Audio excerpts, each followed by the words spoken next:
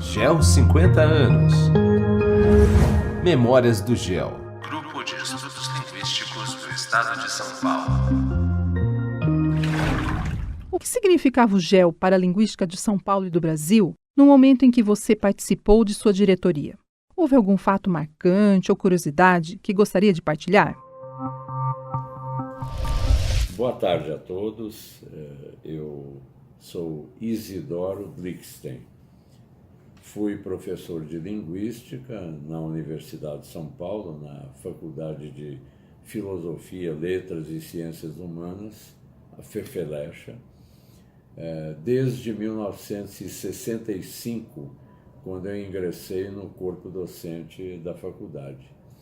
E permaneci como professor na ativa até 1995, quando então me aposentei e continuei atuando como professor voluntário na área de pós-graduação de Linguística e também na área de pós-graduação de Língua e Literatura Judaica, trabalhando especificamente com o tema do Holocausto e do totalitarismo, da dominação totalitária, procurando mostrar como que as ferramentas semióticas foram usadas para o poder totalitário. Bem, eu queria agradecer à professora Olga e ao Enio pela oportunidade que me concedem para falar algo a respeito da minha experiência com o GEL, o Grupo de Estudos Linguísticos do Estado de São Paulo. O Enio me perguntou a respeito do significado do GEL para a linguística. Eu poderia dizer inicialmente que compreender o papel do GEL para a linguística implica compreender como a linguística foi introduzida nos currículos de letras e qual foi o impacto da linguística para a área de letras e depois para a área de ciências humanas, de modo geral. O fato é que, mais ou menos no final da década de 60 e início da década de 70, as grandes teorias linguísticas começaram a ser divulgadas aqui no Brasil, ou por meio de leituras, livros que chegavam ao nosso conhecimento, mas também pela possibilidade que os estudantes tinham de, mediante uma bolsa de estudos, fazer um curso de especialização, ou mestrado, ou até doutorado, em universidades no exterior, particularmente na França. No caso da França, eu gostaria de citar o papel de um professor de língua e literatura grega que provocou uma verdadeira revolução nas letras quando ele veio ao Brasil para assumir a cadeira de língua e literatura grega. Era o professor Robert-Henri Aubreton. O professor Aubreton considerava que, para desenvolver os estudos filológicos, linguísticos, era necessário realmente que nós, os alunos de letras, procurassem a possibilidade de efetuar um curso de especialização ou até mesmo o mestrado e o doutorado em universidades, particularmente nas universidades francesas, que eram de amplo conhecimento do professor Aubreton. E assim foi que alguns de nossos colegas e eu mesmo, mediante uma bolsa de estudos, tivemos a oportunidade de viajar para a França e ali tomar contato com a vanguarda dos estudos linguísticos, literários, filosóficos e daí por diante. E, ao voltar ao Brasil, nós trazíamos as ideias revolucionárias de Roland Barthes, por exemplo, Claude Lévi-Strauss, de Michel Foucault. E com esse incremento nas letras, o fato é que nós pudemos desenvolver os estudos linguísticos também. A linguística estava caminhando de uma maneira revolucionária na medida em que ela não se concentrava exatamente nos estudos gramaticais, embora eles fizessem parte também, mas na análise e no estudo da linguagem, do funcionamento da linguagem como uma ferramenta de comunicação. E isso nós devemos à divulgação das ideias de Ferdinand de Saussure, que passou a ser conhecido mediante as suas ideias revolucionárias, as famosas dicotomias saussurianas, língua e fala, significante e significado, sincronia, diacronia. Essas ideias foram o germe para uma revolução nos estudos sobre a linguagem. E concorreu também para isso a possibilidade de nós efetuarmos traduções desses textos.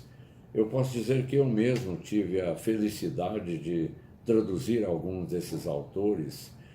Foi o caso do curso de Linguística Geral de Ferdinand de Saussure, elementos de semiologia do Roland Barthes, a comunicação e articulação linguística de Éric Buissens, o semântica estrutural de Greimas e assim por diante. Um livro introdutório que foi muito útil para os cursos de linguística, que é As Grandes Correntes da Linguística Moderna, de Maurice Leroy.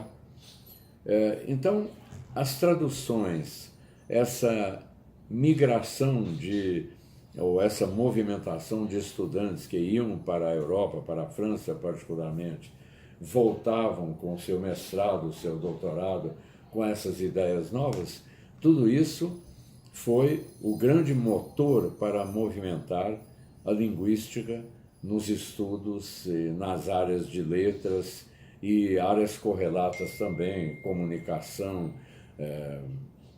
sociologia, filosofia, etc. Agora, a entrada da linguística não foi pacífica. Pelo contrário, ela gerou reações, às vezes até ferozes. Os professores e especialistas na área de filologia, por exemplo, achavam que toda essa história da linguística era uma, entre aspas, parolagem, muitos termos,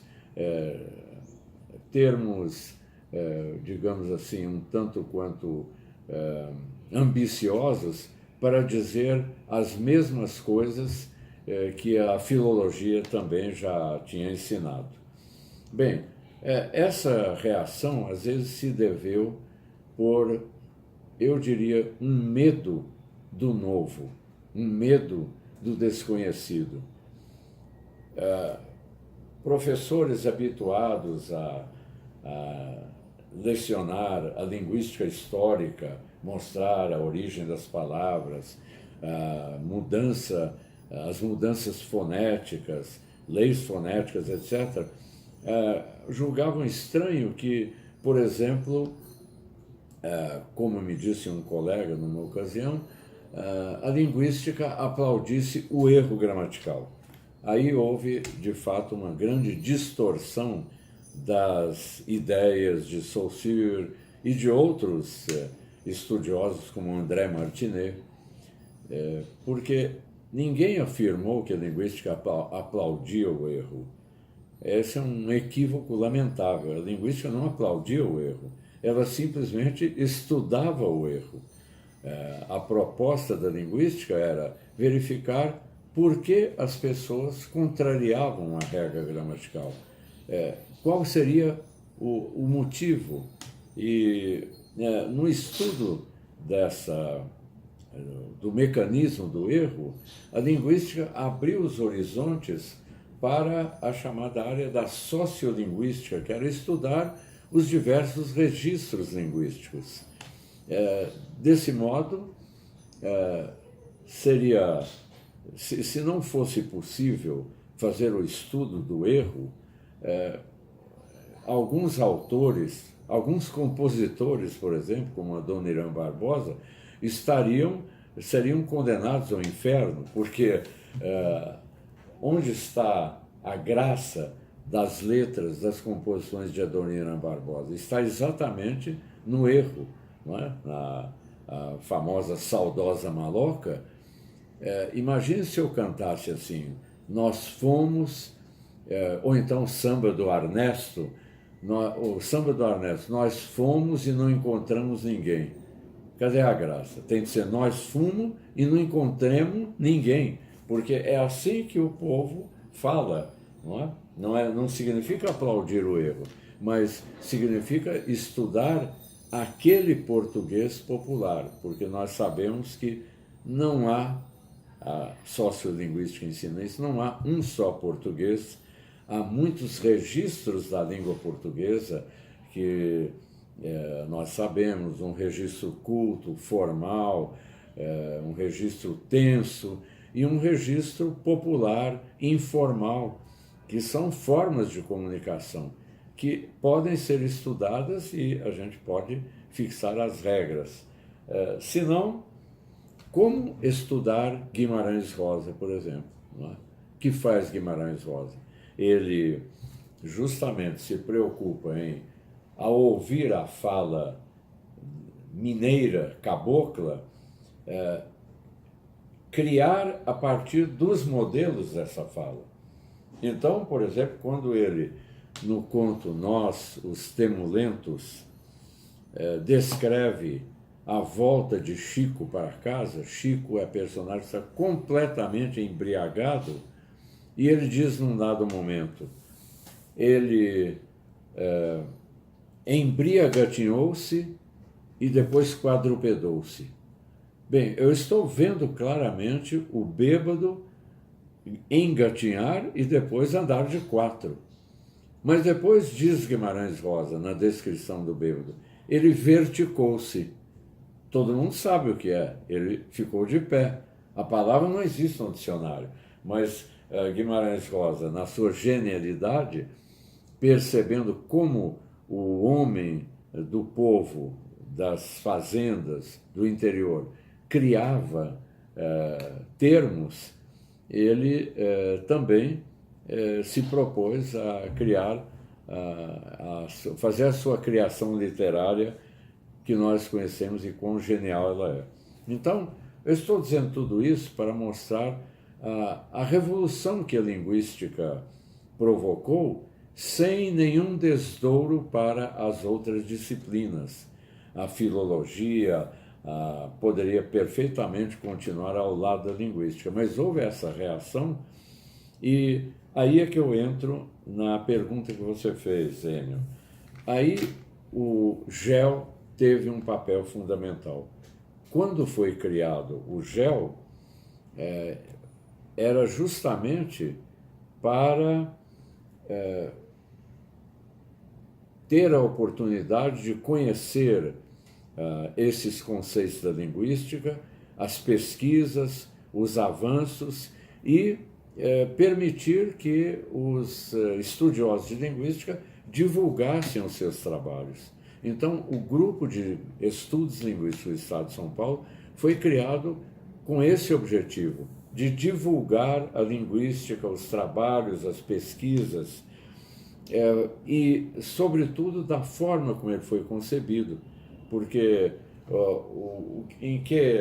qual seria a exigência fundamental? Era que o GEL fosse realizado numa determinada cidade do interior. Ele foi realizado em São Paulo também, mas a regra seria ser realizado numa cidade do interior, de modo a dar oportunidade às faculdades do interior se aproximarem dos professores de São Paulo e realizar exatamente um congressamento, uma soma de ideias, de conhecimentos, além de poder conhecer os colegas e o que faziam nas suas faculdades no interior. E esses encontros do GEL eram caracterizados, antes de tudo, por um grande prazer encontrar os colegas, trocar ideias, contar o que cada um estava fazendo, além, naturalmente, da parte formal, que era justamente a parte de palestras, de conferências, etc. Eu tive o privilégio de presidir o GEL, aqui vocês podem me ajudar, acho que foi, se não me engano, de 1971 a 73, não é isso? E eu me tornei presidente por acaso, eu nem sonhava em presidir o GEL. Mas eu fui acompanhado da minha esposa, a Esther, e quando chegamos lá em Assis para participar do congresso, a minha esposa falou assim, olha, aqui nós vamos ter eleições, por que você não se candidata? Eu falei, não, nós temos aí colegas muito mais competentes do que eu e tal. Mas acontece que na surdina a minha esposa fez a campanha por mim. Vote no Isidoro, e de repente eu tive a surpresa de ver o meu nome consagrado. Eu confesso que pesou-me muito a responsabilidade, mas felizmente eu fui muito ajudado por os colegas que compunham a diretoria, particularmente o professor Inácio Assis Silva, infelizmente já falecido, que colaborou comigo para a organização dos encontros do GEL.